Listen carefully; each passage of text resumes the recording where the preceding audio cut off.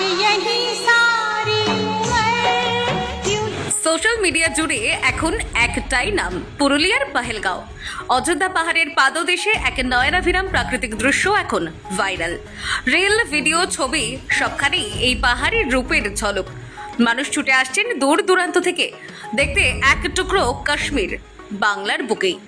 কিন্তু জানেন কি এই পাহেলগাঁও নামটা এলো কোথা থেকে?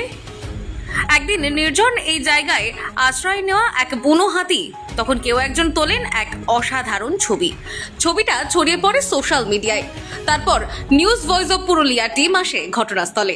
ছবির তুলনা হয় কাশ্মীরের পাহেলগাঁওয়ের সঙ্গে, আর প্রকাশ পায় সেই বিশেষ প্রতিবেদন। অযোধ্যা পাহাড়ের নতুন পাহেলগাঁও, কাশ্মীর নয়, সৌন্দর্যের স্বর্গ এখন পুরুলিয়ায়।